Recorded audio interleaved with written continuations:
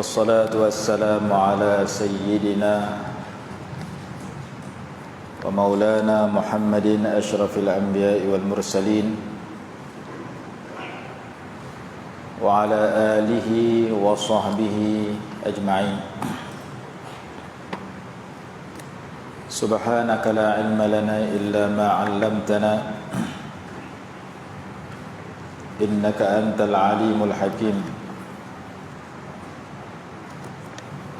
رب اشرح لي صدري ويسر لي أمري واحلل عقدة من لساني يفقه قولي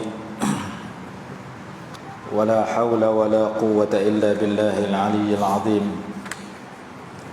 أما بعد, kita masih membicarakan pendahuluan kitab tentang menuju negeri akhirat. Dan saya tengok dalam muqaddimah ini tidak ada tulisan bismillah. Mungkin tersilap cetak. Tapi walaupun begitu kita perlu membaca bismillahirrahmanirrahim sebelum kita memulakan tulisan dan sebagainya. Baik. Ar-Rahmanur Rahim, Maha Pemurah, Maha Penyayang, diambil daripada perkataan Ar-Rahmah. Apa makna Ar-Rahmah? Sebahagian ulama berkata Ar-Rahmatu ma'naha iradatu isalil khair, ingin menyampaikan kebaikan, berkehendak untuk menyampaikan kebaikan. Ataupun bahasa Malaysia kita, rahmah itu maksudnya belas kasihan atau kasih sayang.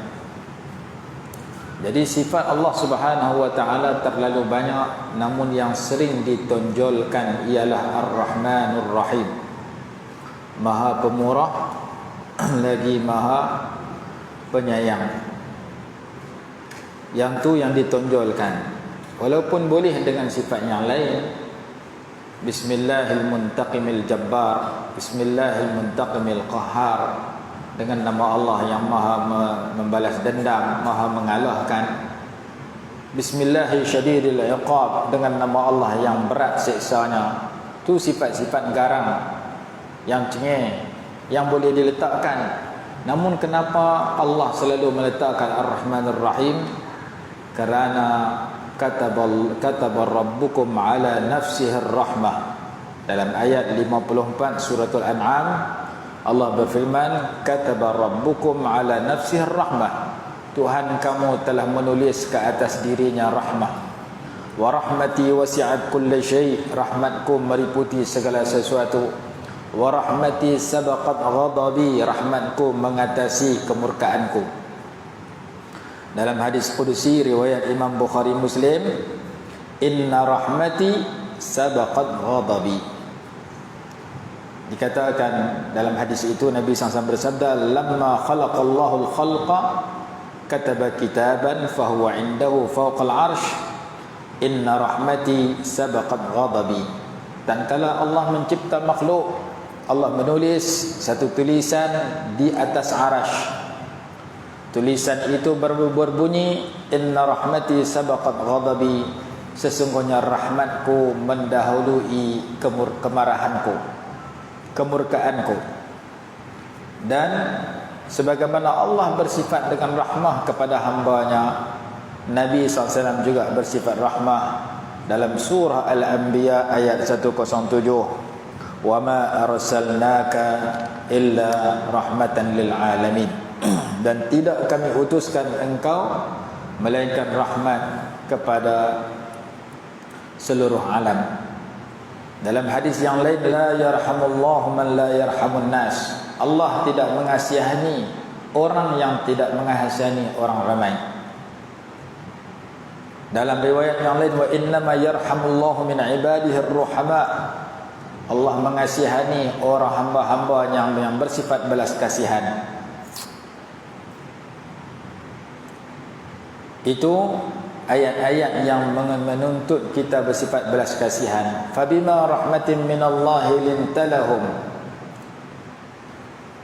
ayat 159 surah Ali Imran, fabima rahmatin minallahi lintalahum, dengan rahmat daripada Allah kamu bersifat lemah lembut terhadap mereka. Walau kunta faddan ghalidhal qalbi, kalau kamu kasar, keras hati, lam faddu min haulik, nescaya mereka akan menjauhkan diri daripada engkau. Kalau kamu garang, cengeng, mereka lari daripada kamu. Maka sifat Bismillahirrahmanirrahim itu lebih menonjolkan kepada sifat kelembutan, agar diharapkan kelembutan itu oleh kita yang berada dalam kebaikan.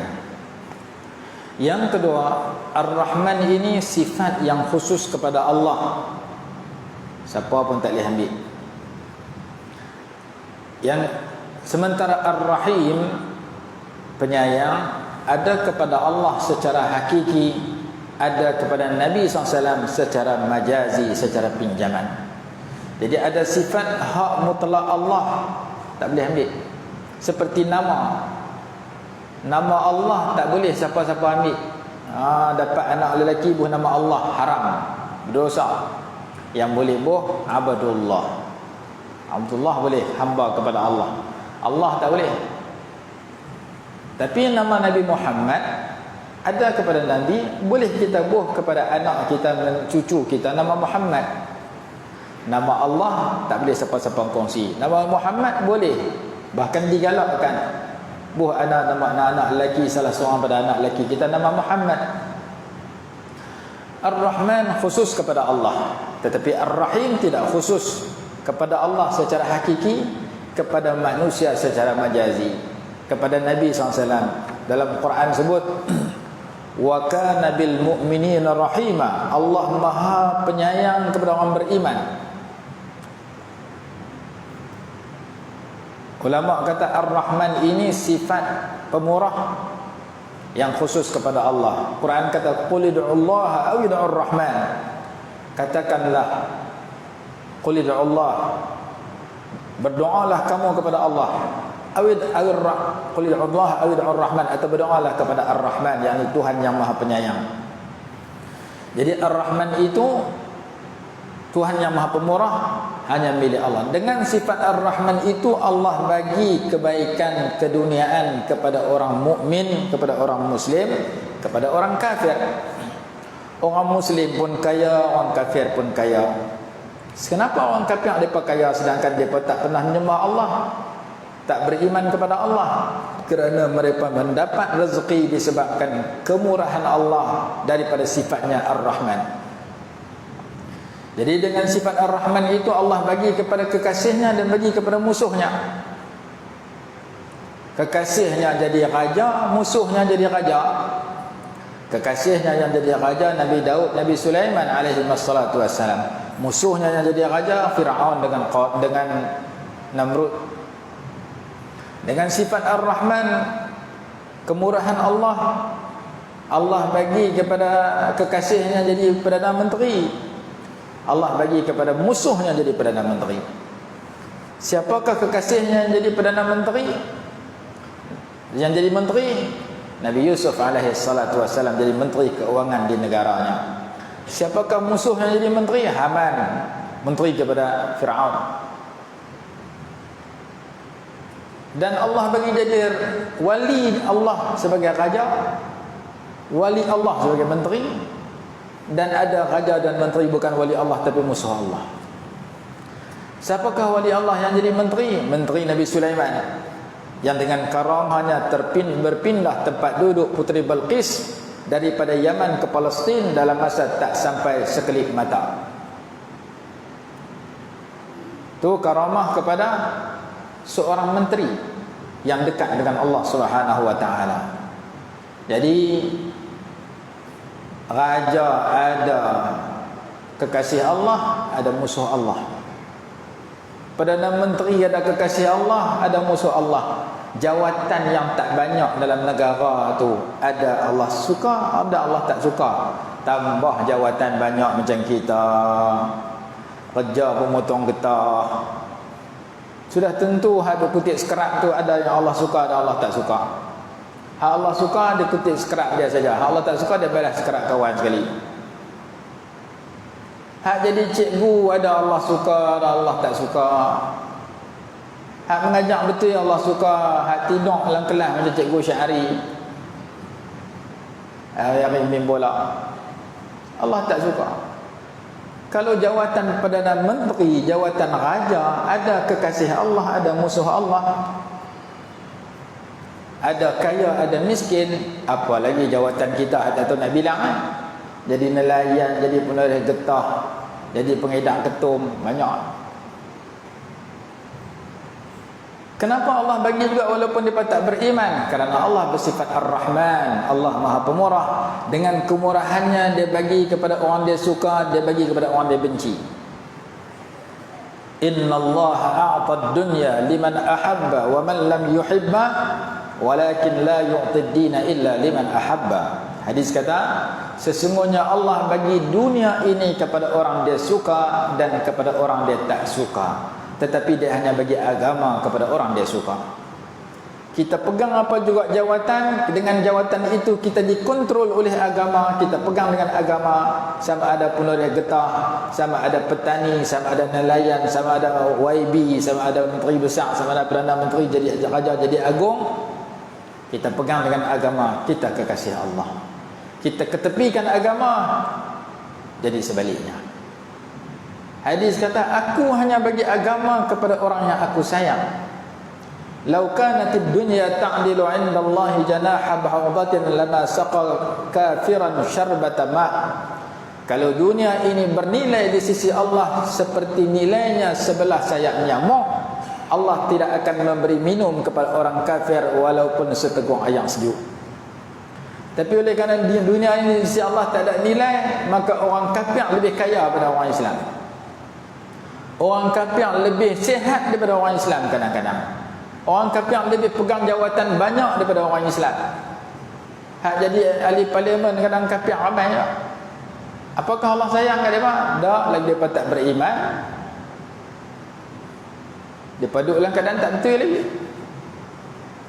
Maka kita mengaji, dia ajar, kenapa orang bukan Islam tengok di seluruh dunia kena lebih daripada kita? Kerana Allah bersifat dengan Ar-Rahman.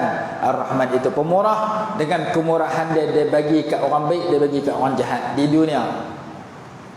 Tapi di akhirat dengan sifat Ar-Rahim, dia bagi khusus kepada orang beriman. Allah berfirman di dalam suratul Ahzab ayat 43, wa kana bil mu'minina rahima. Dan adalah Allah itu maha penyayang kepada orang beriman. Orang beriman Allah sayang di dunia, sayang sampai masuk syurga. Orang kafir bukan Allah sayang kat dia, bagi kat dia tu, tapi bagi dalam dasar istidraj. Dalam istilah tauhid dia panggil istidraj. Istidraj ni kita bagi sesuatu bukan pasal kita sayang, tapi pasal kita nak ambil dia dalam keadaan dia balik dengan benda kita bagi.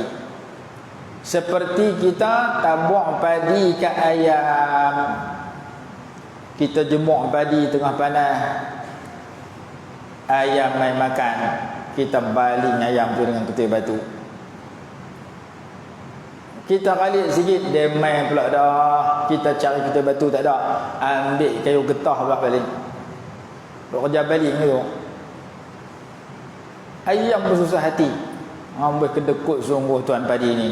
Aku makan bukan habis satu ladang dia, satu bendang dia, dia berjemuk luas. Aku makan 2-3 biji, tu pun kedekut piak. Tak mengaji buat pemurah langsung. Ayam marah kita. Pasal kita tengok dia balas padi kita, kita baling dia. Nasib dia, kita terlena dia makan banyak, kita tak ada dia tak boleh makan. Satu hari lelaki yang duk baling ayam tu bincang dengan bini dia. Hari ni anak-anak kita balik ni, hari Jumaat Sabtu ni cuti sekolah, cuti kerja. Anak kita hak kerja Kelang pun balik ni rumah. Kita jamu sedap sikit kat anak kita. Lama-lama sekali cuti, bini kita nak jamu apa? Sembelih ayam kampung. Ayam kita tu kan ada. Ayam mana? Tu ayam kita duk tengelong, duk balik. Nak tangkap tak boleh, pasal ayam duk belilau kata. Akhirnya kita ambil padi, kita tabung depan kita. Nak bagi ayam tu main makan padi. Ayam pun heran, kemarin cengih hari ni baik tuan aku. Kemarin hari remeh dia jemuk padi, aku tak boleh makan. Aku nak makan, dia baling aku. Hari ni aku tak kena curi. Aku duk lilau kata tak mau makan hari ni, dia bagi peri pula. Dia tabung padi percuma kat kita. Ayam tu pun lega, bagus sungguh, berubah wajah dah. Tuan aku ni dah bertaubat, kemarin jahat hari ni baik. Kemarin halau aku nak makan padi dia sikit pun, sat dia baling ketua batu, sat dia terbih dengan buah goli, sat dia baling dengan kayu getah. Jenuh mengelak aku, saya belajar silat dekat sikit ayam tu kata. Tidak, patah kaki mati gitu. Hari ni hari Jumaat, aku tak kena pergi curi, dia tabung padi mai kat aku. Maka ayam tu bermain dengan gembira. Pasal apa? Tuan aku sudah bertaubat. Dia tak marah dekat aku macam kemarin. Bukti dia sayang kat aku. Tu dia padi berlambak, dia tambuk depan aku. Aku pi tengok pisau pun apa-apa, batu pun tak ada, terbih pun dah simpan dah. Kayu pun tak ada. Aku berjalan pergi nak ambil padi, dia biak kat aku. Maka ayam tu pun makan padi. Tengah dua kali makan, tuan dia tangkap buah pisau di tengkok. Rupanya dia nak sembelih aku. Dia bagi padi kat aku banyak-banyak, asal aku dia sayang kat aku. Rupanya dia nak bagi aku pi awal. Qalu inna lillahi wa inna ilaihi raji'un. Ayam tu baca tu lah. Jadi tuan padi bagi padi tu bukan nak bagi umur panjang, nak bagi sihat gemuk. Rupanya dia nak buat dalam periuk, nak buat gulai ayam kampung campur dengan buah betik. Ayam silap faham. Ayam duk sangka tuan aku bagi sayang kat aku, nak bagi makan kuih gemuk, kuih hidup lama. Dan lah sekali pilihan raya lagi hidup. Tak ada mengundi, kena sembelih lah. Kadang-kadang orang tabung tu tabung nak sembelih kita. Bukan, kita tak ada kaitan dengan politik, tapi kadang-kadang ada tu. Kita duk sedap kot tabung tu, lepas-lepas tu sembelih kita. Jadi ayam tu kena dengan tuan dia. Pasal apa? Kemarin aku duk rasa dia norah kat aku. Pasal aku nak makan padi susah. Hari ni dia sayang kat aku.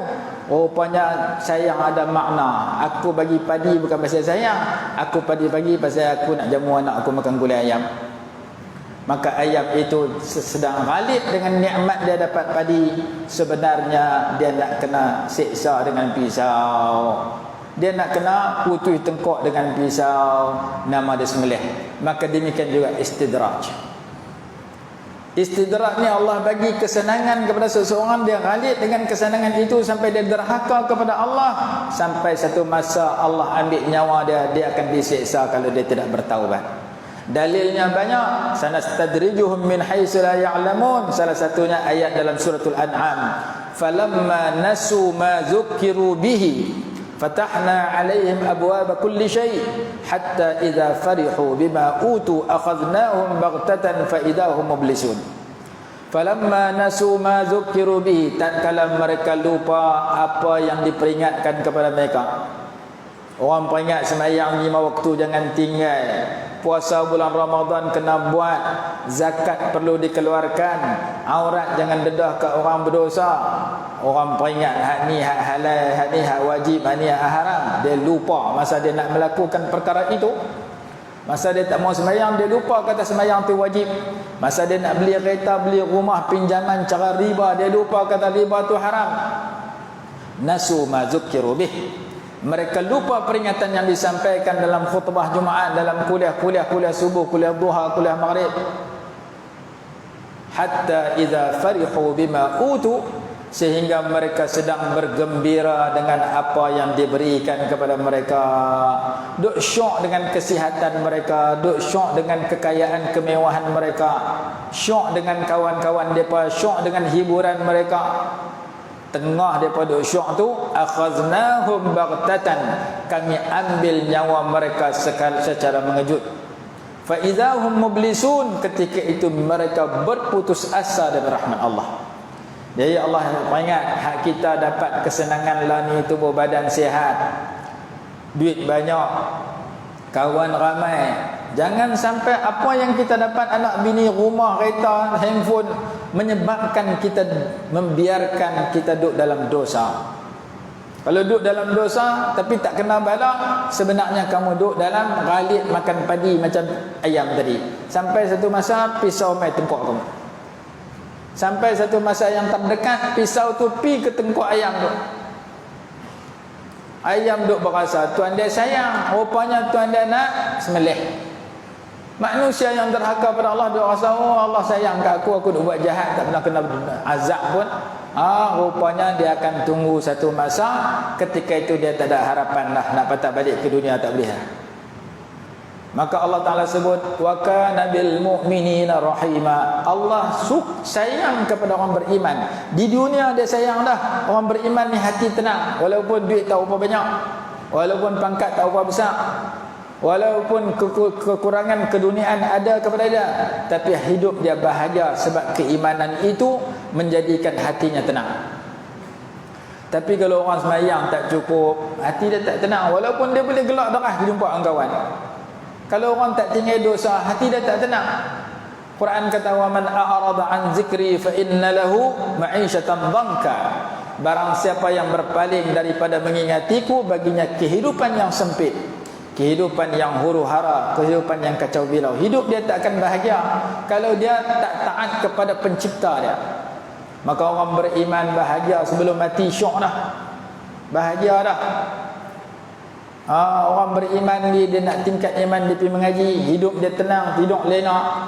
Bukti dia tengah mengaji pun boleh lena. Ada orang duduk di rumah tidur tak lena, dia pergi mengaji lena.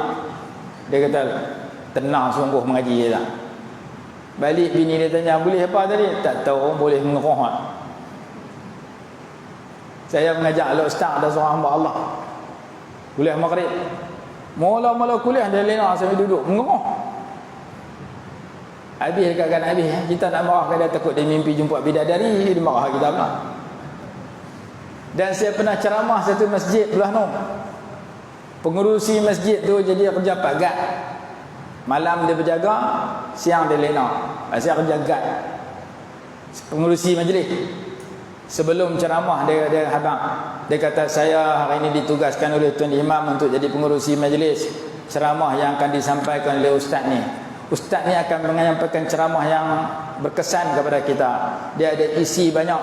Jadi tuan-tuan jangan tak tumpu. Kalau boleh tulis apa yang disampaikan, kerana maklumat yang akan bagi ni cukup berharga.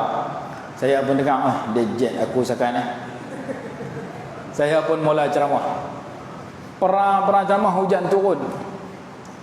Lah kali saya berhenti ceramah. Berhenti, tak ada orang main tutup majlis. Saya paling tengok dia yang pesan ke orang, dia lena sambil duduk. Lena sampai tak sedar, sampai ceramah habis dia tak lena tak habis. Lah kali tu imam panggil. Woi, ceramah habis ah. Angkit pergi tutup majlis. Hang pengurusi. Dia tak dengar sampai kesut. Lena sungguh-sungguh. Lah kali tu imam pergi tutup majlis. Tu imam mai, saya ganti dan saya nak tutup majlis. Dia tak jaga angkut. Lepas tinggal yang kedua. Lena mampu tak jaga. Lah kali dia berkata, jom ustaz kita pergi makan. Saya pergi, dia duduk seorang-seorang. Tengah-tengah makan dia sampai. Dia berkata, tak makan hang jaga. Tak ceramah hang lena, hang pesan kat orang suruh dengar sungguh tumpu, hang tumpu sampai tak jaga. Lah ni kalau jumpa dia, saya ingat teruk dia ni jadi pengurusi. Sampai orang panggil tak sedap. Pasal apa? Dia letih kerja, nak buat macam mana? Time makan dia boleh jaga. Tidak dia pemakan perhabis tinggal dia. Ada orang hamba Allah lagu tu. Macam mana saya boleh kena lagu tu tau? Jadi Quran kata, wa kana bil mu'minina rahima. Allah itu penyayang kepada orang beriman. Jadi Ar-Rahman, dunia ada, akhirat ada. Orang kafir dapat, orang Islam dapat. Tapi Rahim hanya orang beriman. Itu satu pendapat ulama. Pendapat yang kedua menyatakan, tafsiran yang kedua menyatakan Ar-Rahman ini khusus kepada Allah. Ar-Rahim ada pada Allah, Ar-Rahim ada kepada orang baik, Rahim penyayang. Jadi sifat yang berkongsi antara Allah dengan kita cuma pada Allah secara hakikat, pada kita secara pinjaman. Dia kata, bolehkah kata Allah Ta'ala kita ada sifat macam Allah Ta'ala di sudut nama? Kalau kata tak boleh, Allah hidup, kita tak boleh kata hidup. Allah bersifat dengan hayat, maha hidup. Kita hidup juga. Aku tak boleh kata hidup. Pasal apa? Pasal ni perkataan hidup tu sama dengan Allah Ta'ala. Kalau kata aku tu kena kambuh ya? Maka hidup kita hidup secara makhluk. Hidup Allah hidup secara pencipta makhluk. Hidup kita berhajat kepada izin Allah. Hidup Allah tak berhajat kepada kita. Jadi Al-Hayyu, Allah bersifat maha hidup, kita bersifat dengan hayyun, hidup.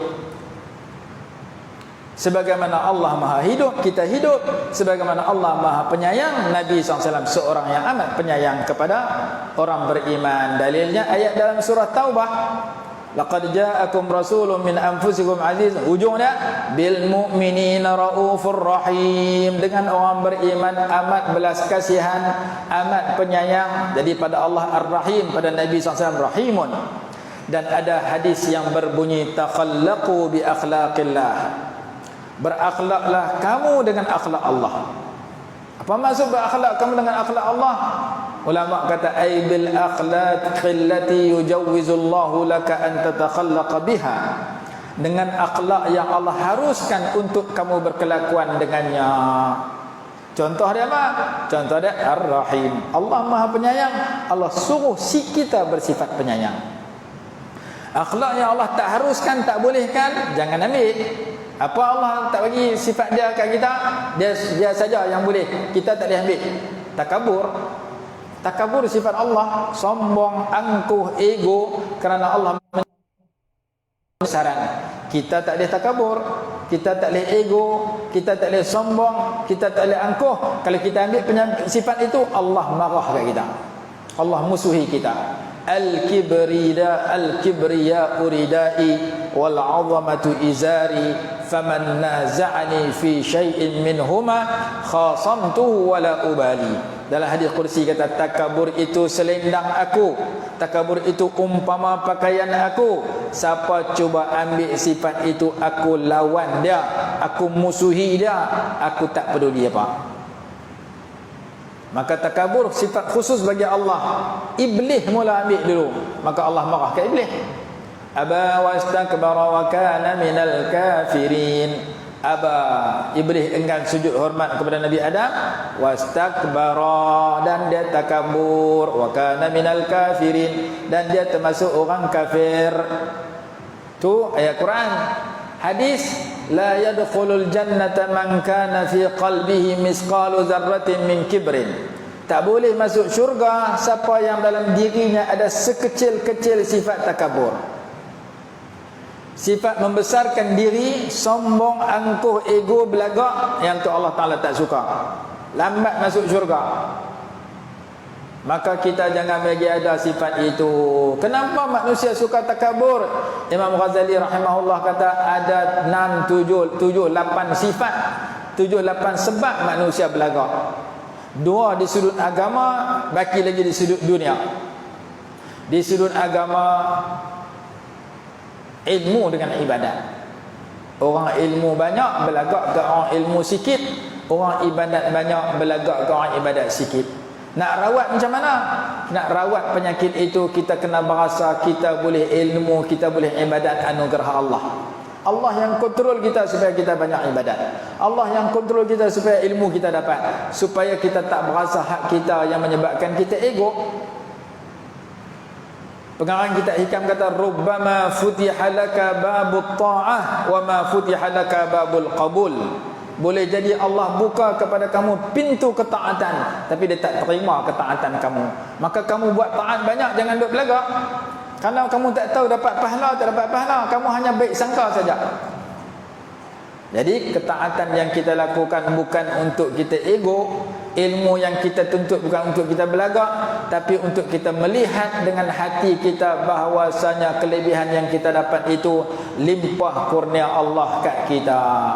Syuhudul minnati wal fadli min Allah. Kita menyaksikan kelebihan yang saya dapat. Saya boleh ilmu banyak, saya boleh ibadat banyak, termasuk yang keduniaan. Saya boleh harta banyak, saya boleh pangkat besar, saya boleh penyokong ramai, saya boleh tubuh badan yang kuat. Semua tu hak Allah bagi kat saya, bukan hak saya.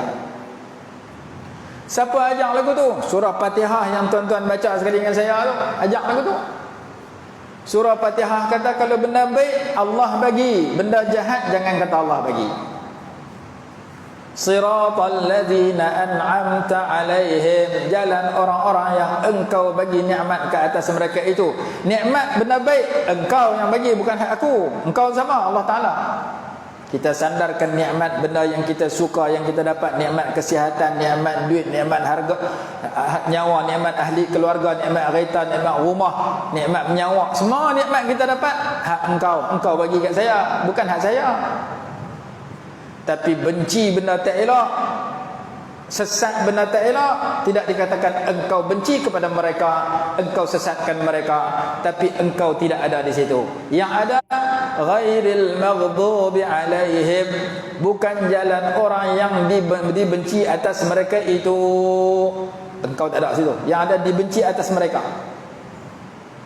Waladhdallin, bukan jalan orang-orang yang sesat. Engkau sesatkan mereka, tak ada engkau dah situ. Sesat benda tak elok, dia sesat sendiri.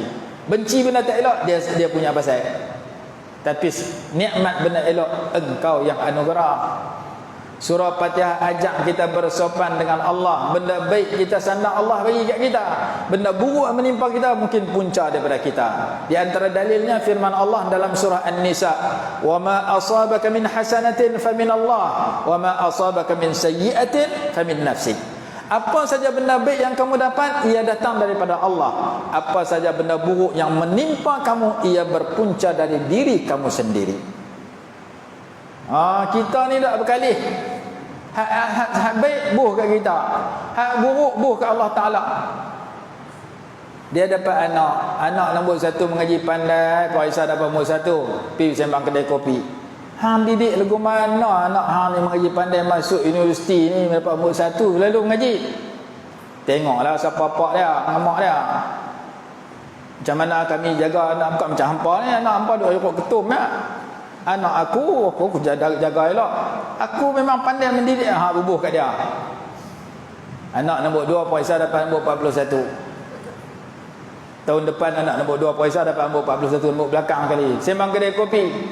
Kata kat pak dia, "Awak anak hang nombor 2 ni bodoh piang. Dulu nombor 1 pandai terlajak." Dia kata, "Buat macam mana Allah Taala bagi. Hak bodoh Allah Taala bagi, hak cerdik dia punya pasal." Tu cerita anak. Ada buat bendang tu. Buat bendang serolong 25 gundi dia dapat padi. Pergi sembang kedai kopi tempat kenuri. Weh, padi hang nampak elok pagi kami tak terang mana. Tengok siapa? Aku yang buh baja, semua racun. Sampai tak ada mayang kopi. Cabut rumput. Aku jaga sungguh.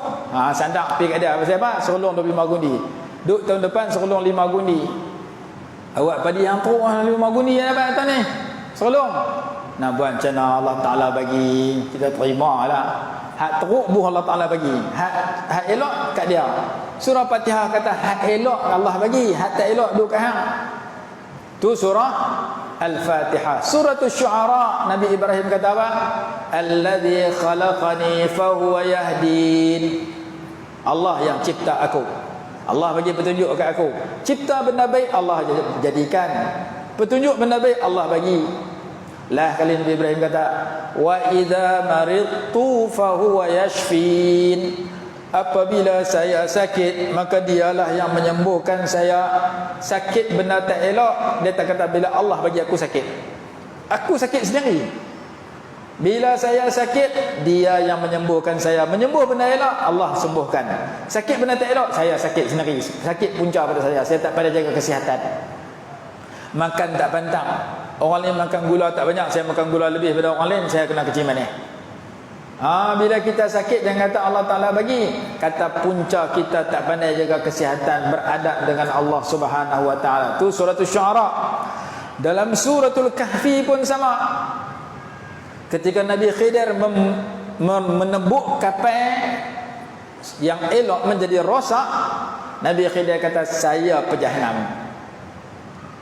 Bila Nabi Khidir membunuh seorang budak yang belum baligh, dia tahu budak ni kalau hidup nanti besar, baligh, jadi tua, besok jadi kafir dan akan mengkafirkan mak ayah dia. Dia jadi kafir masuk neraka, mak ayah dia mati masuk neraka. Pasal dia akan jadi orang jahat. Maka dia bunuh masa sebelum baligh supaya matilah masuk syurga. Mak ayah dia tidak akan disesatkan daripada masa akan datang. Mak ayah dia masuk syurga juga. Dia bunuh. Dia kata, kami ingin Allah ganti adik yang lain. Bunuh abang ni, nanti ni main adik yang baik. Tu yang kedua. Yang ketiga dinding yang runtuh dia elok kembali. Benda jahanam dia bagi elok. Dia tak kata aku bagi elok, tapi Allah yang bagi elok. Jadi benda tak elok jadi elok, Allah bagi.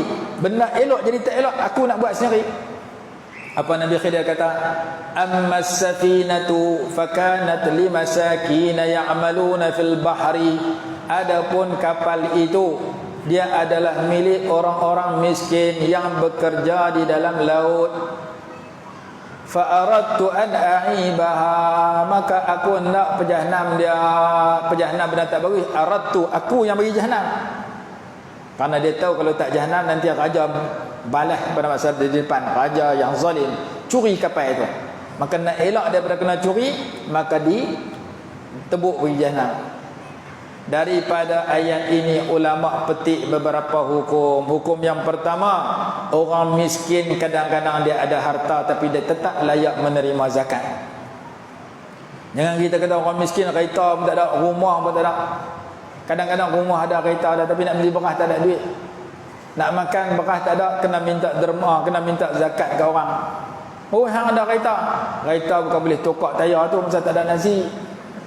Nasi tak ada, tapi tokak tayar ambil masak. Mana boleh. Walaupun ada kereta, walaupun ada rumah, kadang-kadang dia masih kategori miskin kerana kemasukan dia sikit, perbelanjaan dia kadang-kadang melebihi. Dalil dia ayat ini. Masakin memiliki kapal. Ada kapal masih lagi miskin. Itu yang pertama. Di antara yang kedua yang ulama petik, perkataan kulla safinatin ghasba, setiap kapal itu dirampas. Amma as-safinatu fakanat limasakin ya'maluna fil bahri fa aradtu an a'ibaha wa kana wara'ahum malikun ya'khudhu kulla safinatin ghasba. Di hadapan ada seorang raja yang mengambil setiap kapal secara rampasan. Apakah dia rampas semua kapal? Tak, dia rampas hanya kapal elok. Kapal tak elok dia tak rampas. Mana bukti? Bukti dah Nabi Khidir bagi tajil tak elok dengan tebuk pergi jahanam, dengan harapan kalau saya tebuk dia tengok hak ni berlubang, hak ni tak elok, aku tak ambil, aku nak elok-elok saja. Maka kullu safinatin ghasba ay kullu safinatin salihatin ghasba, ada sifat yang tersembunyi. Setiap kapal yang elok saja dirampas. Mana bukti kata yang elok? Karena perbuatan Nabi Khidir menjahanamkan kapal, menunjukkan kapal jahanam dan rosak dia tak akan rampas. Kalau perkataan kullu safinatin ghasba ada perkataan yang tersembunyi, iaitu salihah, kapal yang elok, maka demikian juga kullu bid'atin dhalalah, sama-sama kullu bid'atin dhalalah. Setiap benda baru itu sesat, maka setiap benda baru yang buruk, yang sayyi'ah, yang jahat itu sesat. Yang hasanah tidak sesat. Kerana dalam Quran sebut kullu safinatin ghasba. Kemudian ketika dia bunuh seorang budak dengan harapan budak ni masuk syurga, mak ayah dia masuk syurga. Kalau budak ni tak dibunuh, dia akan balik dan kafir dan mengkafirkan mak ayah dia. Maka keinginan dia mematikan budak dan keinginan Allah mengganti balik budak tu dengan budak yang lebih baik, adik yang lebih baik. Nabi Khidir kata fa'aradna an yubdilahuma rabbuhuma khairan minhu zakatan wa aqraba ruhma. Fa'aradna, maka kami kehendaki. Apa makna kami kehendaki? Aku kehendaki membunuh, Allah kehendaki mengganti dengan adik yang lebih baik. Bunuh benda tak elok, aku bunuh. Mengganti adik yang baik, benda baik, Allah ganti. Dia sandak benda tak elok kat dia, benda elok kepada Allah. Mai tang ketiga, dinding yang runtuh dia bina kembali, dia kata Allah yang kehendak. Fa arada rabbuka an yablugha ashuddahuma wa yastakhrija kanzahuma rahmatan min rabbik. Tuhan kamu yang ingin supaya tempat itu terpelihara, kerana di bawah tempat itu ada harta yang akan diperoleh oleh anak yatim. Wa kana abuhuma salihah. Tok wan depa nombor 7 dulu orang yang baik, manfaat pi ke cicit nombor 7. Lalu ulama kata kita buat baik kadang-kadang manfaat pi kat anak kita, kat cucu kita, kat cicit kita. Salahul aba yanfa'ul abna wa in ba'udu. Ibu bapa yang baik memberi manfaat kepada anak cucu cicit walaupun jarak antara mereka jauh. Jadi kita tak heran kalau kita tu buat baik, anak kita jadi baik, cucu kita jadi baik. Kalau seorang tu buat jahat, kadang-kadang anak dia jahat, tok besan dia jahat, menantu dia jahat, cucu dia jahat. Ada seorang ustaz cerita seorang hamba Allah dipenjarakan. Masuk dalam penjara, dia tengok seorang hamba Allah dalam tu. Dia kata pasal nak kenal, pipi dekat tok besan sama tok besan. Tok besan jadi banduan, anak cucu tak usah tanya. Jadi kalau kita nak orang yang baik, kita nak anak cucu kita baik, kita kena perbaik diri kita, kerana Quran kata wa kana abuhuma salihah. Tok wan depa dulu bagus sungguh, mai kepada anak cucu cicit kebaikan itu. Jadi 3 surah saya baca, surah Fatihah, surah Asy-Syu'ara, surah Al-Kahfi, ajak kat kita kalau kita dapat benda baik seperti ilmu banyak, seperti ibadat banyak, seperti wajah yang kacak handsome jelita, seperti tubuh badan yang sihat, harta yang banyak, apa kelebihan agama dan dunia, kita sandang itu anugerah Allah. Nabi Sulaiman kata hadza min fadli rabbi liyabluwani aashkuru am akfur. Ini Allah bagi ke aku. Nabi Yusuf dapat takwil mimpi, boleh tahu perkara akan terjadi melalui mimpi yang diceritakan, dia boleh tafsir dan terjadi apa yang dia tafsirkan. Nabi Yusuf kata alaihi salatu wassalam, "Dzalikuma mimma 'allamani rabbi", dalam surah Yusuf. Kedua-dua tafsiran yang aku berikan ini Allah ajak aku, Allah bagi ilmu kat aku, bukan hak aku. Tapi main tentang Qarun harta banyak, dia kata aku dapat harta banyak pasal aku pandai cari sendiri, dalam suratul Qasas. Ilmin min indi, ni pasal aku ada ilmu. Dia sanak kekayaan dia tu punca daripada hebat dia cari harta, maka dia jadi lingkup. Manusia bila dapat kelebihan, dia buh pada diri dia, bahaya. Kerana kita baca dalam wirid, la haula wala quwwata illa billahil aliyyil azim. La haula, tidak ada daya upaya untuk mengelak daripada kemaksiatan. Wala quwwata, tidak ada kekuatan untuk melakukan ketaatan, illa billah, melainkan hanya dengan pertolongan Allah al-aliyyil azim, yang maha tinggi lagi maha mulia ataupun lagi maha agung. Jadi saya boleh buat baik, saya boleh elak daripada jahat dengan pertolongan Allah semata-mata. Bila Allah tolong saya boleh jadi ada ilmu. Allah tolong saya boleh jaga ibadat. Allah tolong saya boleh jadi kaya. Semua pertolongan Allah saya sampai, maka tidak boleh menyebab saya jadi ego dan belagak dan guna kepada benda salah terhadap anugerah tersebut. Maka Imam Ghazali rahimahullah kata, takabur sifat Allah, siapa jangan duk ambil. Tapi ada orang terlupa larangan itu, kadang dia tak tahu, kadang dia terlupa, dia ego dengan kelebihan-kelebihan tertentu, maka Allah murka kat dia. Antara sebab ego, orang ada pangkat, aku bos, hang pekerja, aku ketua di sini, hang orang bawahan. Kita belagak kepada orang yang rendah pada kita. Kita jadi guru besar, dia tukang kebun. Kita jadi supervisor di kilang, dia pekerja biasa.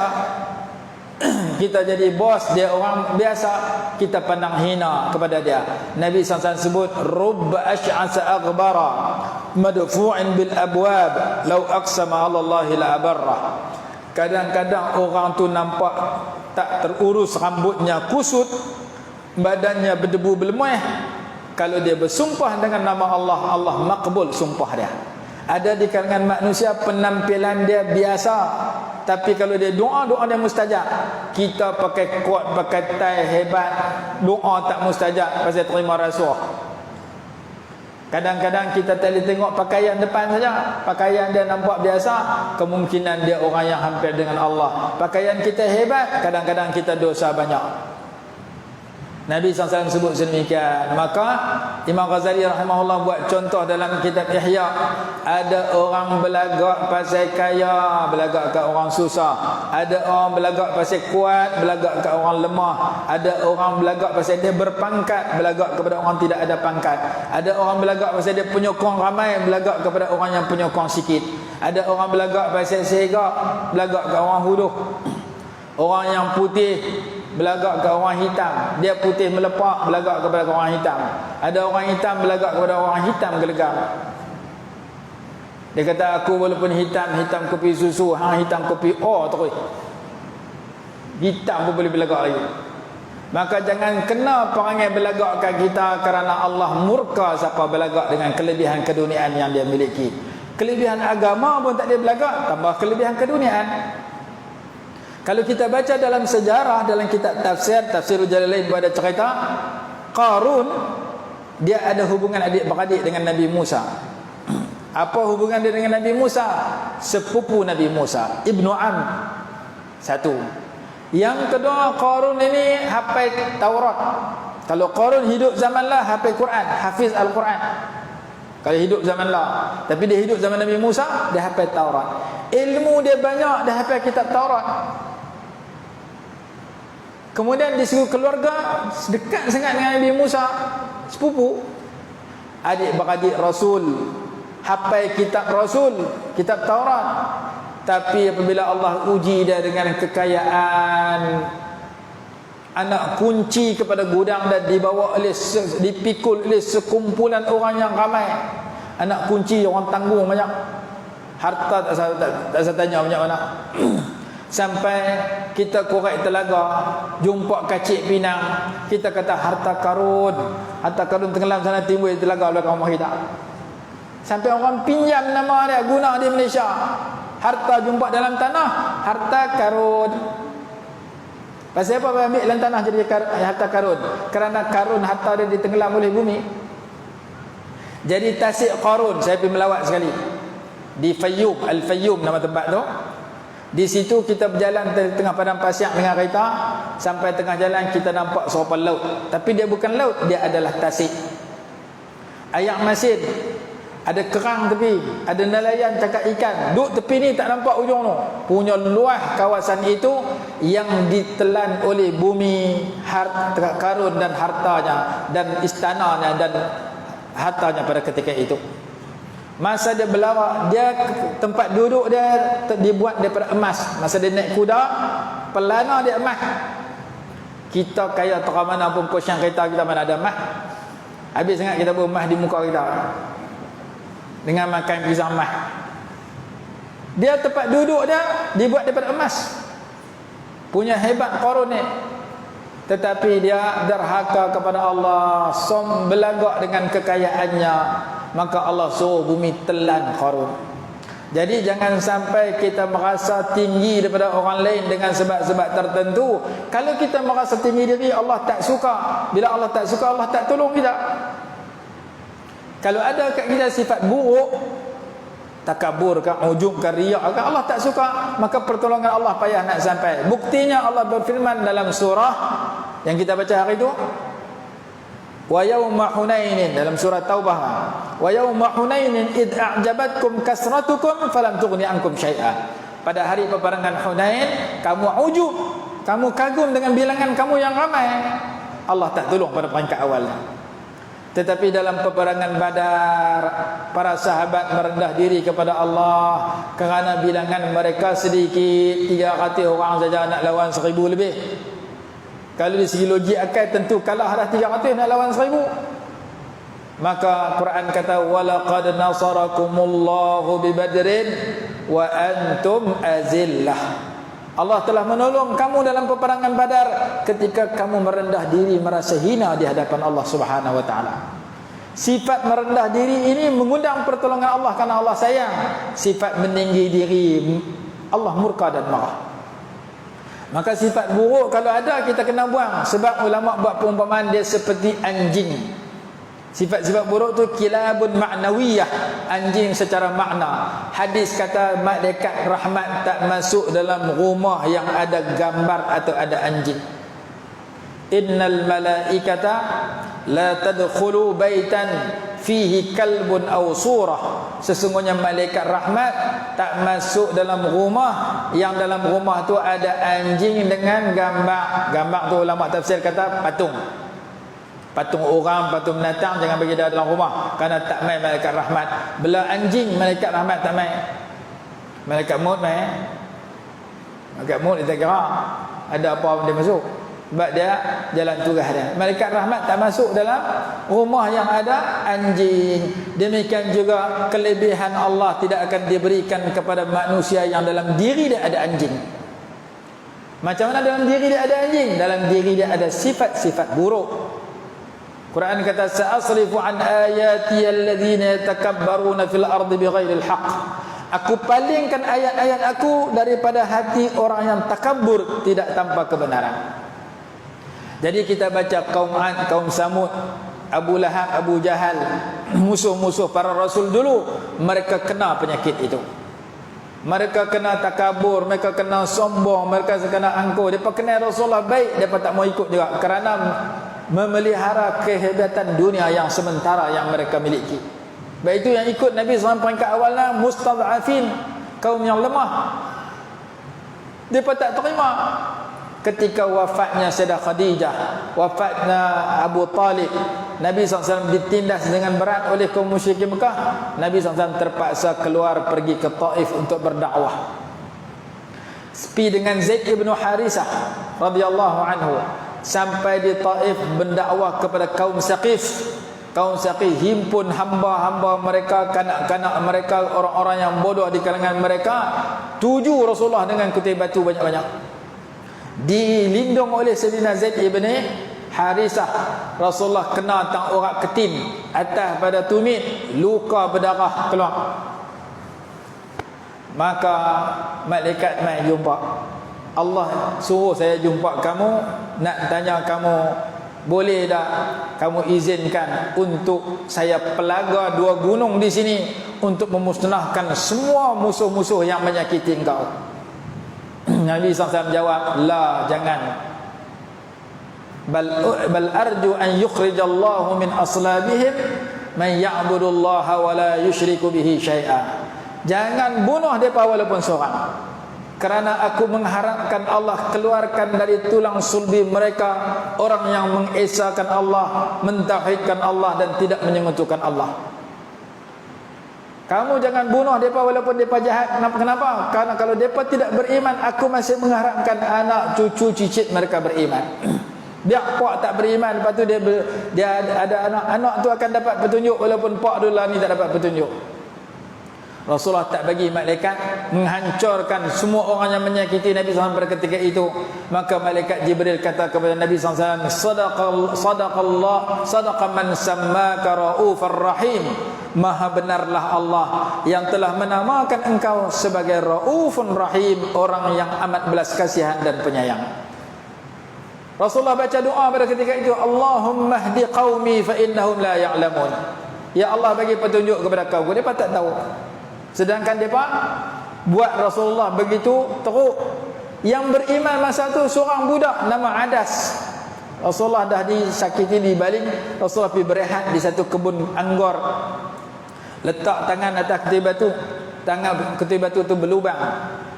Berlubang dengan siku Rasulullah. Maka dibuat masjid di situ. Masjid itu namanya Masjid Al-Qu'. Masjid tak lengan. Dibina sampailah ada dekat perkampungan. Maka seorang musyrikin Mekah suruh hamba dia ada bawa pi ni. Seorang orang Arab bawa pi buah anggur ni, bagi kat dia. Dia pun bawa pi Rasulullah baca bismillah nak makan. Dia tanya Rasulullah, awak baca lagu tu tak pernah dengar pun. Rasulullah tanya balik, kamu daripada mana? Saya daripada satu kampung saya nama Nainawa. Pelik nama, bukan Nawa dengan Nakar belah ni tak. Bila disebut nama kampung dia, Nabi SAW beritahu, itu kampung saudara aku Yunus ibnu Matta. Kampung tu saudara aku iaitu seorang hidup situ, nama dia Yunus. Anda tanya, macam mana boleh kenal Yunus? Dia tu Nabi, aku Nabi juga. Bila Rasulullah boleh cerita perkara gaib luar biasa dia tahu, maka ada beriman pada ketika itu. Rasulullah balik, dah dakwah tak pakai di Taif, balik sampai tengah jalan, berjumpa pula dengan jin. Berdialog dengan jin, mengislamkan jin. Dalam perjalanan pulang daripada Taif sebelum sampai di Mekah, singgah satu tempat, berdialog dengan jin, mengislamkan jin. Dan ada dalam Quran surah jin, qul uhiya ilayya annahu istama'a nafarun minal jinni faqalu inna sami'na qur'anan ajaba yahdi ila ar-rusydi fa amanna bih. Katakanlah, diberi wahyu kepada aku bahawasanya telah mendengar dengan teliti oleh sekumpulan jin. Jin kata, sesungguhnya kami mendengar ayat Quran yang cukup menakjubkan. Fa amanna bih, jin beriman. Jadi Nabi SAW berjumpa dengan jin beberapa kali. Salah satu pertemuan dengan jin, Rasulullah habaq ketika nak berpisah. Seorang jin tu nama Surraq. Nak balik, dia kata, wahai Surraq, kamu akan mati di satu falah, di satu tanah lapang.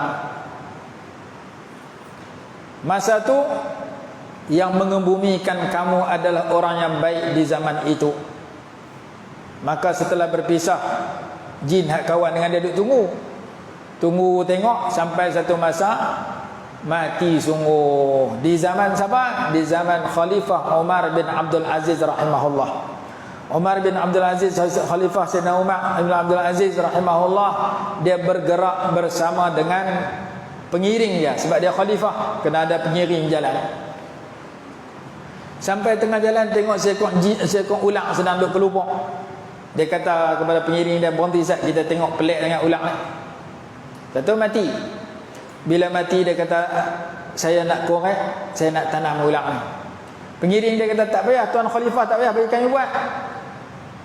Raja duduk saja sudah, bagi pembantu lah buat. Tak mahu, aku nak buat sendiri. Maka dia pun korek, dia tanam kambui.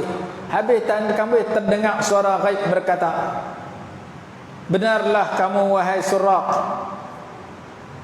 bahawa apa yang telah kita dengar dalam pertemuan yang lalu. Wahai suara gaib, kamu ni siapa? Saya jin Islam. Saya nama sekian. Hak mati tadi jin Islam. Nama dia sekian. Kenapa kamu kata betul? Kami berdua dulu pernah berjumpa dengan Nabi SAW, beriman kepada baginda. Ketika nak berpisah, Rasulullah SAW habaq kepada kawan yang mati tadi, satu masa kamu akan mati di satu tanah lapang. Yang akan pegang dan tanam kamu ialah orang yang baik di zaman itu. Min khairi salihi ahliha, antara orang yang baik di zaman itu. Maka menangis Sayyidina Umar bin Abdul Aziz rahimahullah mendengar kata-kata jin itu, kerana Nabi SAW mengakui dia seorang yang baik. Macam mana dia boleh jadi baik? Dia mak dia, ayah dia, tok wan dia orang baik. Tok wan atas pada dia Sayyidina Umar ibn al-Khattab, dia keturunan Sayyidina Umar. Sayyidina Umar jadi khalifah, malam-malam pergi berjalan di pinggir kota-kota Madinah, pergi berjalan rumah orang-orang susah, nak ambil tahu apa yang berlaku kepada orang susah, nak tolong. Satu masa dia pergi ke pinggir kota Madinah, terdengar perbualan dua orang perempuan. Seorang anak dara, seorang mak dia.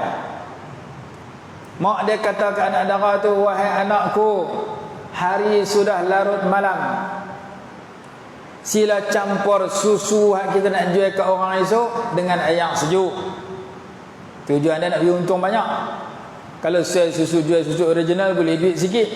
Jadi nak jual kena campur. Anak dia kata, tak boleh mak. Pasal apa tak boleh? Pasal khalifah dah orang arahan, kalau nak jual susu jangan tipu pembeli, jangan campur, jual hak 100% susu. Kita di sini jual campur tak campur kita tak tahu. Jual ikan campur hak elok tak elok, jual limau campur elok tak elok. Orang beli limau tanya manis ke masam? Manis. Balik belah sebiji masam, sebiji dua biji masam, sedap-sedap sekilo habis semua masam. Masa kita tanya tadi manis, ada seorang pakcik pergi pasar malam, tanya kau tu jual limau satu lori dia jual. Manis ke masam? Manis pakcik. Nak rasa? Tak payah rasa lah, memang manis. Bagi aku sekilo. Masam hang jaga. Dah memang manis. Balik rumah, dia tak tahu rumah pakcik tu tepi pasar malam. Balik belah masam, belah masam, belah masam. Buah balik langgu ni pergi lempak depan muka dia. Hang muhung aku no. Aku tanya 4-5 kali manis ke masam, hang kata manis. Aku balik belah semua masam. Sabar pakcik, jangan marah. Pakcik kena tipu sekilo, saya kena tipu selori. Saya kena dengan toki ladang seluri. Pakcik nak marah pun kena sabar. Pasal sikit dah pakcik kena, saya teruk lagi. Jadi tipu benda biasa kadang-kadang di tempat kita beli. Jadi mak dia kata campur ayam bagi banyak air supaya kita tak boleh setitik pun saya tak mau campur. Pasal khalifah kata jangan campur. Jawab boleh mak dia, khalifah duduk tidur di rumah, dia mana tahu. Dia tak tahu kata khalifah duduk nak tepi rumah. Sina Umar duduk dengar tepi rumah. Dia mana tahu. Jawab oleh anak dara dia, kalau khalifah tak tahu aina Rabbu Umar, di mana Tuhan Umar.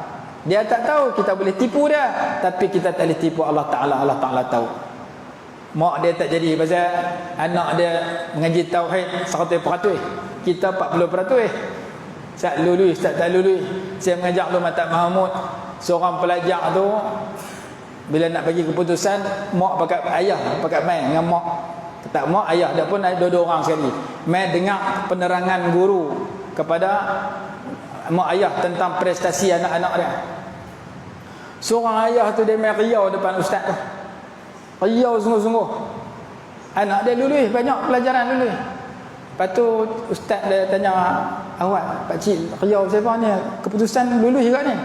Dia kata dalam banyak keputusan ni saya tengok satu pelajaran tauhid tak lulus. Anak saya tak ada tauhid dah. Pekoh ada ke matematik ada, mutaaddi tak ada tauhid. Dia tak tahu kata Pak Isa tu bukan banyak mana pun.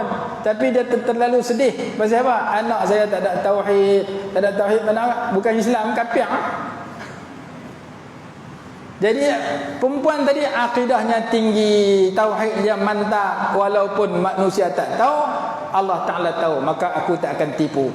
Sina Umar dengar dialog mereka berdua, balik pergi jumpa anak terona dia nama Asim.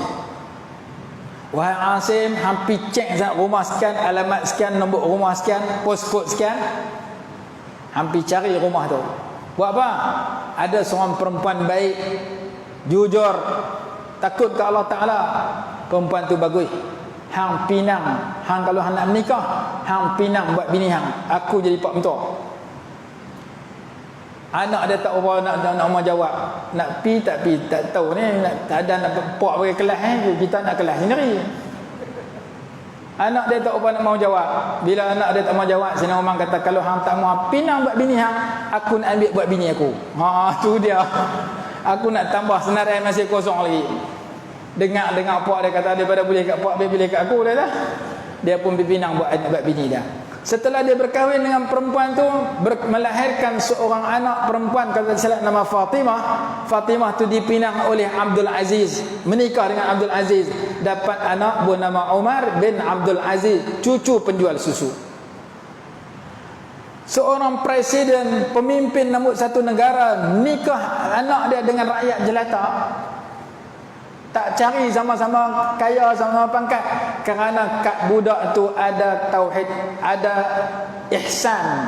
Al-ihsan an ta'budallah ka'annaka tarah fa in lam takun tarahu. Budak tu tasawufnya tinggi. Allah nampak aku di mana aku berada. Akhirnya lahir siapa? Umar bin Abdul Aziz, khalifah yang kelima daripada khulafa' Rasyidin yang terkenal. Kerana main pada mak yang baik, pak yang baik, tok yang baik, tok wan yang baik sampai ke atas. Jadi kita dapati dari perkataan Ar-Rahmanir Rahim, Ar-Rahman itu sifat yang menyebabkan Allah beri kepada sesiapa sahaja keduniaan yang sementara. Nabi Ibrahim pernah berdoa kepada Allah di Mekah, Rabbana wa ba'ats fihim rasul. Ya Allah, ya Tuhanku, hantarkan kepada mereka ini rezeki. Hantarkan wa ba'athhum min warzuqhum minats thamarat.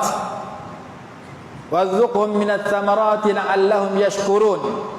Ya Allah, ya Tuhanku, berikan kepada penduduk Mekah ini pelbagai buah-buahan. Bagi kepada orang beriman rezeki yang murah.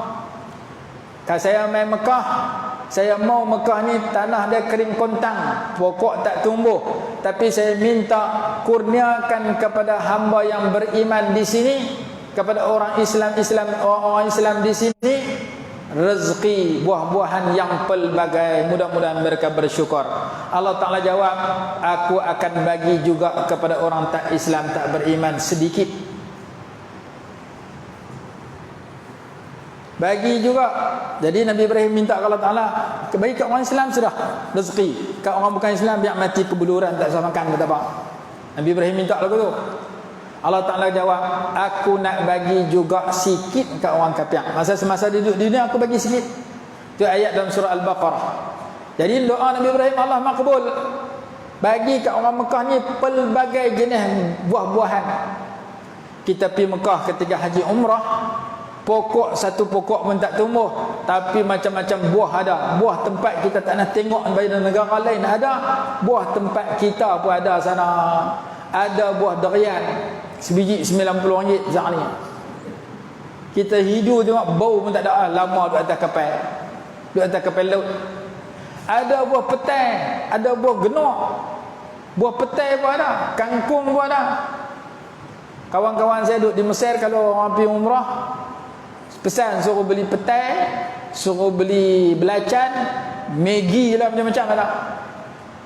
Padahal pokok petai mana ada di Mekah. Pokok petai tak ada, pokok durian tak ada, pokok mu'tan tak ada, tapi buah mu'tan ada jual sana. Karena berkat doa Nabi Ibrahim.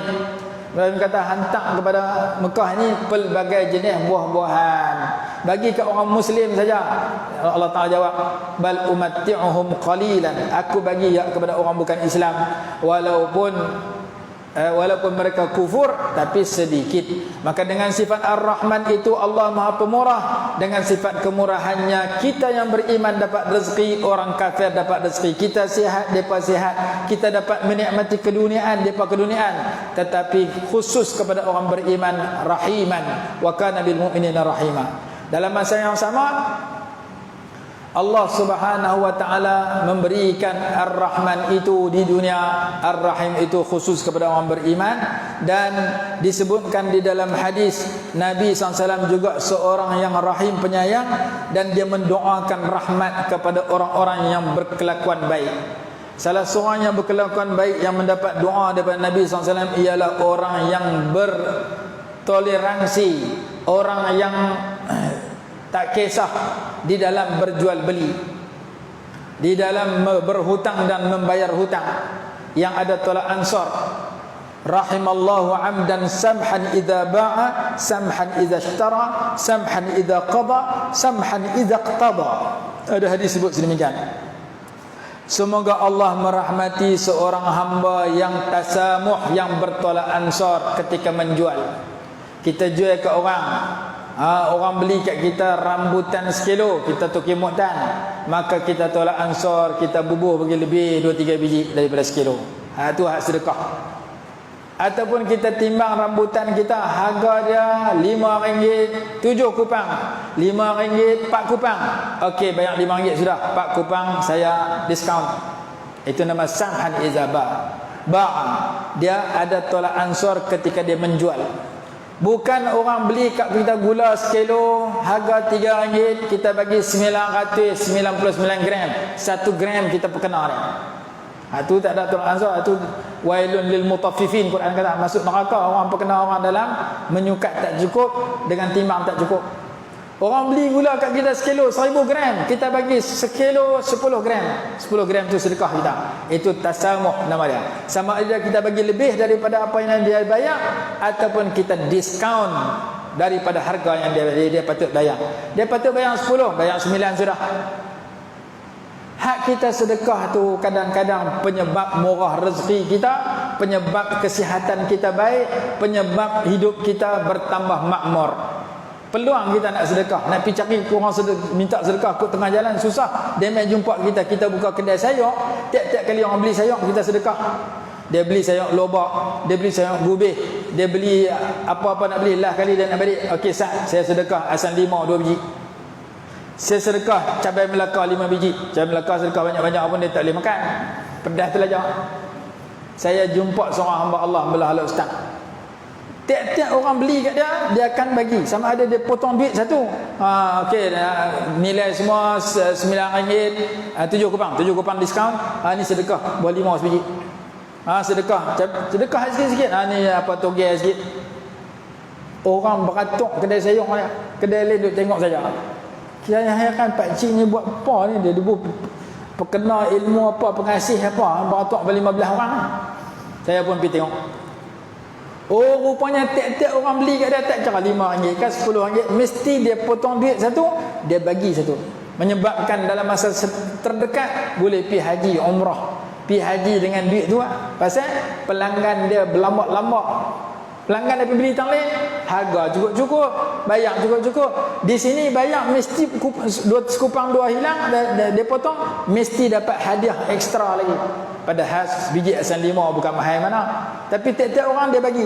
Dalam dia bagi itulah Allah hantar pelanggan hak berlambak-lambak memang beratok dia. Kalau ni masih ada akan meninggal wallahu alam. Tapi saya salah seorang yang pernah dapat petai kat Cabai Melaka. Kita beli nah, petai sekepin nak buat apa? Tapi nak buat cara dia suruh bagi. Makruh pula tu petai. Kadang dia bagi, ada bagi. Jadi samhan idza ba' bila jual kita ada tolak ansar, mungkin kita potong duit, mungkin kita timbang lebih, mungkin kita bagi lebih. Wa idza ishtara, beli pun lagu tu juga. Bila kita beli sekilo, mungkin harga dia RM2 7 kupang, RM2 8 kupang, kita bagi RM3, dapat 2 kupang tu sedekah ke anak-anak. Mungkin kita tahu harga dia memang RM3, kawan tu tak RM4. Kalau aku minta diskaun RM3 mesti dapat, kerana harga dia memang RM3. Kawan ni saja nak tak lebih, dia tak RM3 5 kupang. Biar pilah, aku tak mau diskaun, biar 5 kupang tu aku sedekah ke dia. Itu tolak ansur ketika membeli. Begitu juga ketika bayar hutang dengan berhutang. Ketika bayar hutang, saya hutang kamu RM10, hari ni duit dah mai, saya nak bayar kamu, tapi saya tak mau bayar 10, saya bayar 11. 10 duit hutang, RM1 lagi sedekah kat kamu. Tu tolak ansur ketika bayar hutang. Tolak ansur ketika bagi hutang, saya bagi hutang kat kamu RM10, hari ni kamu nak mai bayar kat saya RM10, tak payah, saya diskaun RM1, bayar RM9 sudah. Saya diskaun RM10, kosong, tak payah bayar apa. Tu lagi teruk. Tapi itulah cara kita nak dapat doa ini. Baik, yang kedua Nabi SAW doa, rahimallahu 'abdan qala fa ghanima aw sakata fa salima. Semoga Allah merahmati seorang hamba apabila dia bercakap dia untung, bila dia diam dia selamat.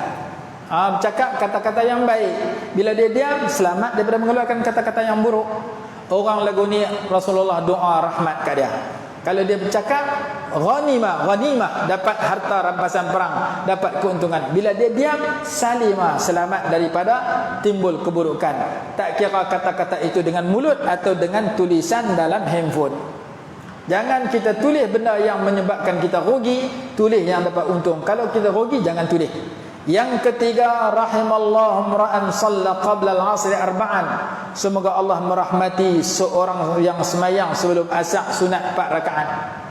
Yang keempat, rahimallahu rajulan qama min al-lail fa shalla wa ayqadha imra'atah fa in abat nadha fi wajhiha al-ma' ila akhir al-hadis. Saya terjemah hadis itu. Semoga Allah merahmati seorang lelaki, seorang suami yang mangkit tengah malam semayang sunat, dia gerak bini dia mangkit sama, bini dia tak mau mangkit, dia percik air di muka bini dia. Ni nak cari payah. Laki yang mangkit tahajud, bini jenis lihat, payah. Ada jumpa sebaliknya. Sambungan hadis kata, rahimallahu imra'atan, semoga Allah merahmati seorang isteri yang bangun tengah malam sembahyang tahajud, dia gerak bin laki dia tak mau bangkit, dia percik muka ayam ke muka laki dia, dua-dua dapat rahmat. Hak ni orang mengaji boleh amal, tak mengaji payah. Pasal apa? Duduk percik ayam tengah duduk tidur syok, dia tenang jatuh katil. Seorang hamba Allah mai jumpa saya, dia kata, bini saya ni payah bangkit lah, bukan gerak tahajud, gerak subuh. Dia kata tak larat duk sat macam mana saya nak buat? Boleh saya cedok ayam stimba pergi jurus atas katil, lencun dengan dia teruk dengan saya teruk, kena angkat katil, angkat tilam pergi jemur.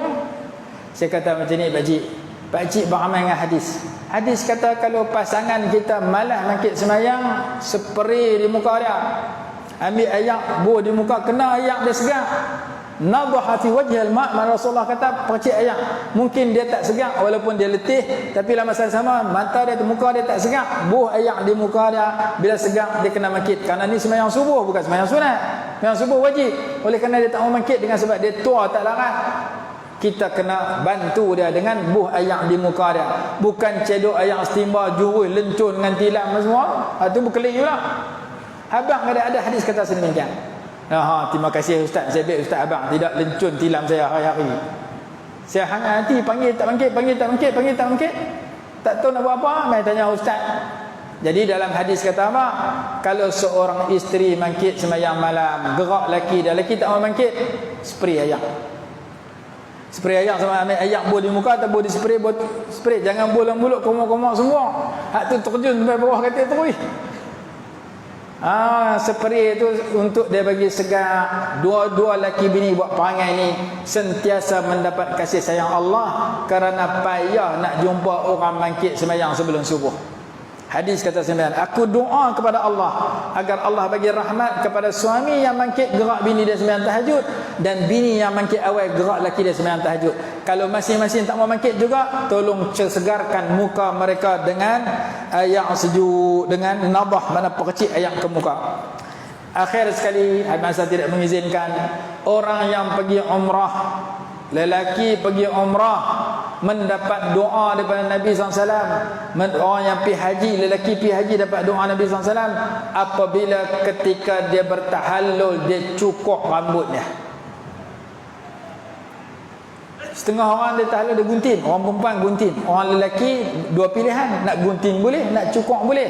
Hak cukur tu lebih baik, kerana dosa kita gugur sebanyak bilangan rambut kita. Nabi SAW doa, rahimallahul muhalliqin, ya Allah rahmatilah orang-orang lelaki yang mencukur rambut mereka ketika bertahallul daripada haji umrah. Sahabat bertanya, wal muqassirina ya Rasulullah, wahai Rasulullah doa kat orang kat rambut gunting. Rasulullah kata rahimallahul muhalliqin. Rasulullah ulang kali kedua, semoga Allah merahmati lelaki yang cukur rambut dia ketika tahallul haji umrah. Sahabat tanya kali kedua, wal muqassirina ya Rasulullah, tolong doa kat orang gunting rambut sama wahai Rasulullah, lelaki yang gunting rambut. Rasulullah sebut kali ketiga, rahimallahul muhalliqin, semoga Allah merahmati lelaki yang bercukur rambutnya ketika tahallul haji umrah. Sahabat bertanya kali keempat, qalu wal muqassirina ya Rasulullah, doalah ke orang kerak rambut dengan gunting sama wahai Rasulullah. Rasulullah jawab, wal muqassirin, dan semoga Allah merahmati orang yang gunting rambut dia. Hak gunting nombor 4, 1, 2, 3 cukup. Maka kata ulama fiqh, ada tempat-tempat lelaki disunatkan cukur rambutnya, dan ada tempat perempuan juga disunatkan cukur kepalanya. Bila perempuan dan lelaki disunatkan cukur kepala? Setelah dilahirkan, masa 7 hari buat gekah. Jangan ada kita dapat anak, oi rambut ni mai dalam perut ni, tak boleh potong, nak biar sampai ketua. Ada orang tanya saya dulu, orang belah ni tanya, dia kata, saya heran jiran saya bila bini dia beranak, dia habang kat bini dia, jangan potong rambut ni. Rambut ni main daripada dalam perut ni, kita simpan sampai ketua. Ulama, orang tua-tua kata, kalau simpan rambut tu bawa mudarat penyakit kepada budak tu. Kerana syarak suruh potong, syarak suruh cukur rambut budak yang baru dilahirkan. Orang kita ni bila dilahirkan kita seronok. Dengar jiran kita, oh dapat anak, seronok. Ayah dia seronok dapat anak baru. Kak dengan abang dia seronok dapat adik baru. Tok Wan dan Tok seronok dapat cucu baru. Kita seronok dapat jiran baru. Pasal apa kita seronok? Pasal seminggu lagi makan kambing. Kita ni seronok dua, orang melahir dengan orang mati. Orang mati seronok pasal sampul duduk di pintu. Bila orang tua ni nak mati sakit lama dah. Awak nak bayar hadiah. Kita seronok pasal boleh makan kekah. Jadi dalam kitab kata, kalau kita melahirkan anak, sunat cukup kepala budak itu lelaki atau perempuan. Bila lagi sunat? Ketika ihram, ketika tahallul. Maka Nabi SAW doa kepada lelaki yang bertahallul supaya kalau dia cukup kepala lebih baik daripada gunting rambut. Orang perempuan gunting. Itu senarai beberapa orang yang didoakan rahmat, walaupun ada lagi yang lain, tapi masa tidak mengizinkan. Nanti kita sambung dalam pertemuan yang akan datang. Ada soalan ni ke mana? Hilang dah.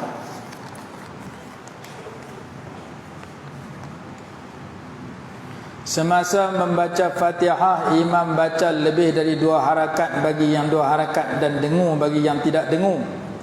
Kalaulah ini kesalahan kecil, bolehkah kita ikut imam kalau selalu baca macam tu? Jadi hak nak jadi imam, patut dia kena pi menghadap orang yang berkeahlian dalam bidang tajwid untuk dia dengar, dia baca bagi orang tu betul.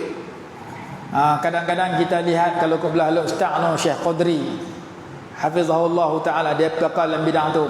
Ada masa kita pergi jumpa dia, tolong dengar Fatihah saya ni betul ke tak? Saya baca 2 harakat, dengung ni betul ke tak? Dan kita belajar Quran, kita tak boleh pasang kaset saja dengar. Ulama kata ilmu tajwid minal ulumil lati la tu'khadhu illa bit talaqqi wal musyafahah. Ilmu tajwid ni ilmu yang tidak boleh kita dapat melainkan dengan cara berguru, berhadapan dengan guru, dan perbetul mulut kita depan mulut guru. Maksudnya kita kena baca, guru kena tengok mulut kita, dan kita kena dengar dia baca, kemudian kita ikut dia baca. Kalau kita tak reti, kita pasang kaset, kita ikut kaset tak boleh betul kita, maka kemungkinan bacaan kita tu tak betul dalam keadaan kita tak sedar. Jadi tajwid ni kena mengaji guru. Kadang-kadang yang 2 harakat dia baca tak cukup. Kalau kita baca bab dengung, dalam kitab tajwid sebut dengung kadarnya 2 harakat. Tak kira dengung tu idgham ma'al ghunnah ataupun dengung itu ikhfa, 2 harakat. Contoh saya bagi, kita baca suratul Nas, Qul a'udzu birabbin nas. Pada perkataan nas itu nun yang bersyaddah. Nun yang bersyaddah, mim yang bersyaddah kena dengung 2 harakat. Jadi kalau kita baca Qul a'udzu birabbin nas, tak ada dengung. Nak bagi dengung, Qul a'udzu birabbin, itu kena 2 harakat. Nas. Mim mati bertemu dengan mim yang berhuruf, seperti kita baca awal surah Al-Baqarah. Alif lam mim. Alif tak ada mat. Lam 6 harakat. Mim 6 harakat. Lam alif mim sukun, mim kasrah. Ya sukun, mim sukun. Maka lam mim sukun, mim kasrah. Bertemu 2 mim sukun dan mim kasrah, maka di situ kena dengung 2 harakat. Jadi tentu kena baca berapa? 14 harakat. 6 pada lam, 6 pada mim, 2 pada lam. Itu dah kena dengar. Jadi setengah orang dia baca alif lam mim, tak ada dengar. Yang betul alif lam mim. Mim tu banyak 6 harakat, tapi lam tu kena 2 harakat. Wa mimma razaqnahum yunfiqun. Wa mimma tak betul.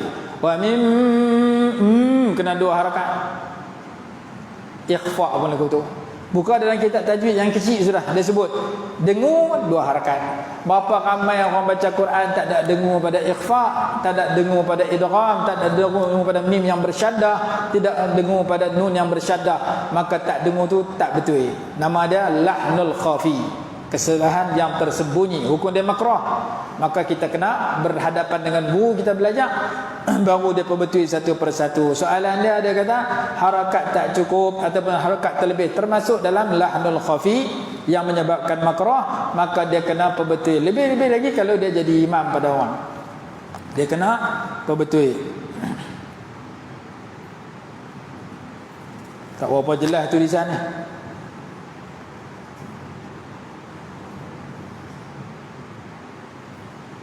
Kadar masa seorang makmum muafiq dengan imam, ada kata 20 saat bersama qiyam dengan imam lepas takbir. Kalau kurang ia dikatakan masbuk, tolong jelaskan. Ini masbuk muafiq nanti saya cerita pada masa akan datang. Sikit saya ambil akan datang. Seorang makmum yang selalu takhalluf bersama imam sampai 2 rukun, bila tiba rukun kedua ia baru nak baca Fatihah atau tak sempat nak habiskan Fatihah, imam rokok, adakah ia dikira masbuk atau dia dikira? Tak apa jelas soalan ni, nanti saya tengok lain tulisan dia, tak apa nak jelas. Dan insya-Allah dalam soalan ni kita tunda ke minggu depan, masalah masbuk muafiq. Kita berhenti tanya dulu. Wallahu a'lam. Bismillahirrahmanirrahim. Alhamdulillahirabbil alamin wassalatu wassalamu ala sayyidina Muhammadin wa ala alihi wasallam. اللهم انفعنا بما علمتنا وعلمنا ما ينفعنا وارزقنا علما ينفعنا برحمتك يا ارحم الراحمين. ربنا آتنا في الدنيا حسنة وفي الآخرة حسنة وقنا عذاب النار. وصلى الله على سيدنا محمد وعلى آله وصحبه وسلم. الحمد لله رب العالمين.